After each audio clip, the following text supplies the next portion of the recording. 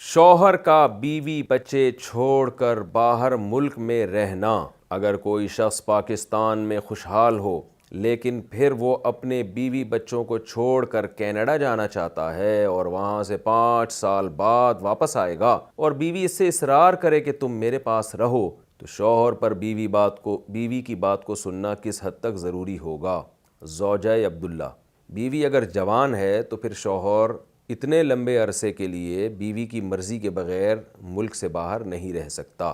5 سال بہت زیادہ ٹائم ہوتا ہے، تو جوان بیوی کو اتنے عرصے کے لیے چھوڑ کر جانا، اور خاص طور پہ وہ شخص پاکستان میں خوشحال بھی ہے، تو یہ پھر جائز نہیں ہے۔ بیوی کو منائیں یا بیگم کو بھی ساتھ لے کر جائیں۔ اللہ تعالیٰ نے قرآن مجید میں جب رشتوں کا تذکرہ کیا ہے نا، تو باپ کو باپ کہا، جیسے قرآن میں آتا ہے یوم یفر المرء من اخیہ، فرمایا قیامت کے دن انسان اپنے بھائی سے دور بھاگے گا۔ قیامت کی ہولناکیوں کا ایسا منظر ہوگا کہ انسان اپنے بھائی سے دور بھاگے گا، تو بھائی کو اللہ نے بھائی ہی کہا ہے۔ وَأُمِّهِ وَأَبِيهِ، اپنی ماں سے دور بھاگے گا اور اپنے باپ سے، تو اماں کو بھی اللہ نے اماں ہی کہا ہے، ابا کو بھی ابا ہی کہا ہے۔ لیکن جہاں بیوی کی باری آئی تو بیوی کو زوجہ کہتے ہیں، لیکن قرآن کیا کہہ رہا ہے؟ وَصَاحِبَتِهِ، اور اپنی صاحبہ سے بھی دور بھاگے گا، یعنی بیوی کو اللہ نے صاحبہ کہا ہے۔ صاحب کسے کہتے ہیں؟ صحبت سے نکلا ہے، آپ کے ساتھ رہنے والی۔ تو اس سے پتہ چلتا ہے کہ یہ وہ رشتہ اللہ نے بنایا ہے کہ آپ کا جب کسی خاتون سے نکاح ہو گیا، شادی ہو گئی، تو وہ صاحبہ بن گئی۔ صاحبہ کا مطلب صحبہ یصحب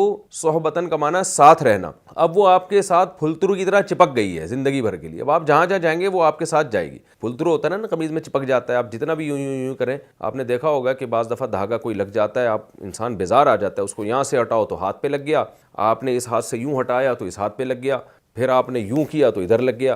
تو اب جب آپ کی کسی خاتون سے شادی ہو گئی ہے تو سمجھ لو کہ اب وہ پھلترو کی طرح آپ کے ساتھ چپک گئی ہے۔ اب آپ دنیا میں، یعنی میں خواتین کی توہین کے طور پہ یہ لفظ استعمال نہیں کر رہا، مردوں کو سمجھانے کے لیے کہ اب آپ کو وہ پسند آئے یا نہ آئے، تو آپ محبت سے اس کو اپنے ساتھ لے کے جائیں یا پھلترو سمجھ کے لے کے جائیں۔ اب سمجھ لو کہ بس رشتے کا مطلب ہی یہی ہے کہ ابھی آپ کے ساتھ ہے، تو اب آپ کو اس کو اتنے لمبے عرصے کے لیے اگر آپ سفر میں جا رہے ہیں تو اس کو ساتھ لے جانا پڑے گا۔ ویسے بھی ایک عورت کے ساتھ ظلم ہے کہ ایک آدمی بیوی یہاں اور 5 سال کینیڈا میں جا کے وہ گزارے، تو میں سمجھتا ہوں کہ یہ کسی بھی خاتون کے ساتھ ایک قسم کی زیادتی ہے، اس کو شوہر کی نعمت سے ہی محروم کر دیا آپ نے۔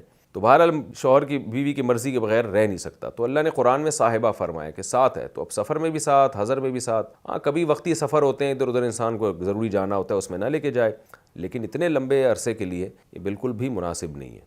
اور اس میں عورت کا بھی خطرہ ہوتا ہے خدا نخواستہ برائی میں مبتلا ہونے کا، اور خود مرد کا کتنا خطرہ ہے، وہ وہاں جا کے یا تو شادی کرے گا یا 5 سال اپنے آپ کو کیسے روکے گا برائی سے۔ اگر شادی کرتا ہے تو پھر عدل کیسے کرے گا؟ یعنی عدل کا بھی تو مسئلہ ہے نا، دونوں بیویوں میں برابری کرنی ہے۔ 5 سال اس زوجہ کے پاس رہے گا تو اس بیوی کا کیا ہوگا بیچاری کا؟ تو یہ سارے مسائل پہلے سوچنے چاہیے انسان کو۔